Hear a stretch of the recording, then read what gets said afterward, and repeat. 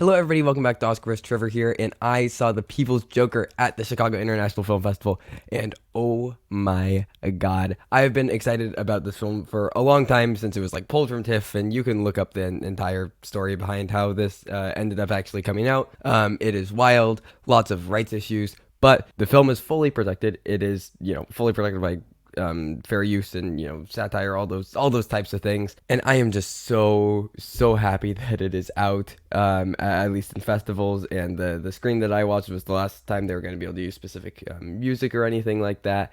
But I think it's gonna be out pretty soon, and I'm so excited because this film is everything. So for those of you who don't know, it is the feature directorial debut of Emmy-nominated editor Vera Drew, and she made this really weird thing. It initially started out as like this re-edit of Todd Phillips' Joker, to like paint it as kind of like this like queer coming of age story, and it just kind of grew and grew as she was pulling in like all of these different footage from other films, and then some like found footage from different projects, and then started filming stuff herself, and then it turned into this completely new project that was done entirely over COVID. She said in a Q&A where that I was at, like it took only 5 days to film but like 3 years to edit. It's this really just insane blend of live action and animation and stop motion and using miniatures, and like obviously it doesn't look perfect, it doesn't look real, but it looks perfect for the identity of the film.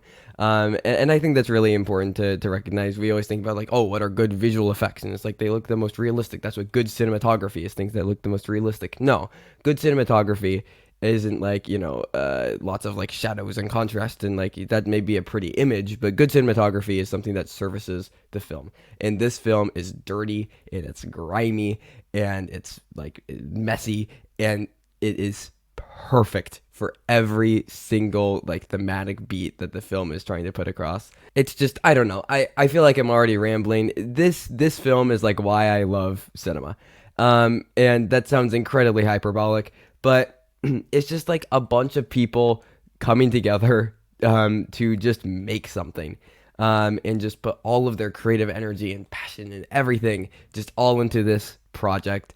And it like you really feel just all of this just sincere care that was placed into every single frame of this film.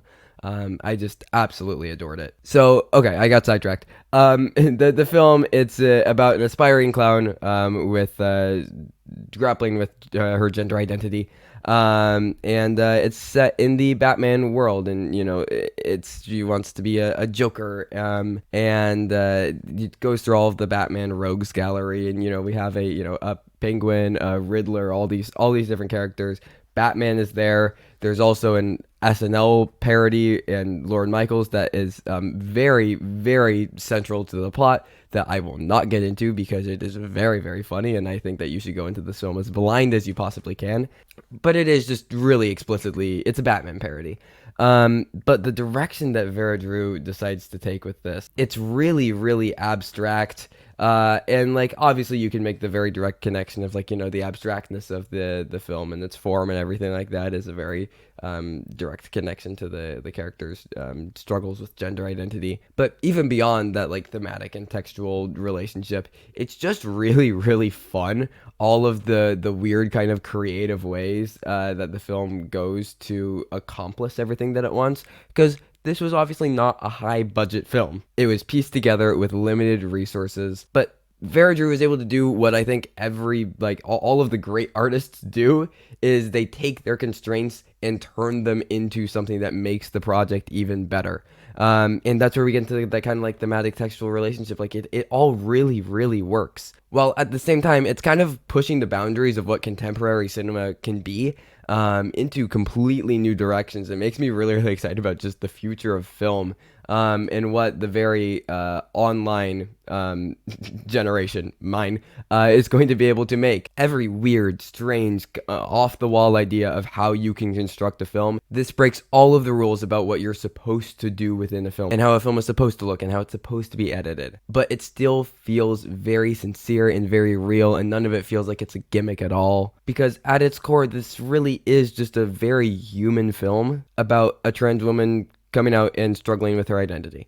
And in a sense, we've seen that story before. There have been countless films. There have been countless queer coming of age stories and trans stories and everything like that. There should be more because there still really isn't that much. But like, we've seen this story before. But Verger truly takes us in a direction that we've never really landed in with these types of stories. Not only with the whole like Batman, DC, satire and parody to kind of explore all of these facets of identity through those characters, but also in the level of sincerity it's able to reach through this form. As I said, there have been plenty of films that have done like trans coming of age stories and queer coming of age stories, but I think it's really hard to kind of tell those types of stories in a very conventional, formal way, because it really is just this internal and mental and like psychological odyssey. It's almost like the hero's journey, right?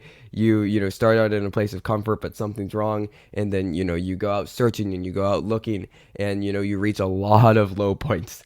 And eventually you arrive back and you're still yourself, but you've arrived with new knowledge and a new understanding of yourself and a better understanding of your gender identity or your sexuality or whatever it is. And I think that is just so hard to portray those types of like internal odysseys, because it's this insane, I don't want to call it like a story necessarily, but the journey of finding yourself, whether it's a queer or not, but specifically in relation to queer stories, it is like this, as I said, an epic odyssey, and it's really hard to portray that if you're just trying to take a very objective, kind of like measured look at this, because then you resort to, focusing and hyper focusing even on external things. I'm looking at you, the Danish girl. But the People's Joker isn't interested in any of that. It's really just this euphoric celebration of finding yourself and finding your identity, while also being this like really intimate look at somebody's psyche and how they're feeling throughout this entire process, and how fractured and how terrible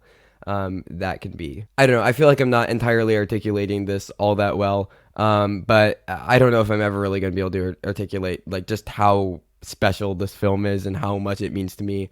It's really just a beautiful work. I laughed, I cried, I had an incredible audience experience. I don't really know what else you want from a film. It's really, really special. Thank you, Vera Drew. I don't know what else to say. This was beautiful, wonderful, weird, insane, all of the adjectives. Go see it. If you have the chance to at a festival or when this gets released, which hopefully should be soon, please take time to see this. It is just, it's really everything. It makes me excited about the future of film. It makes me excited to make films.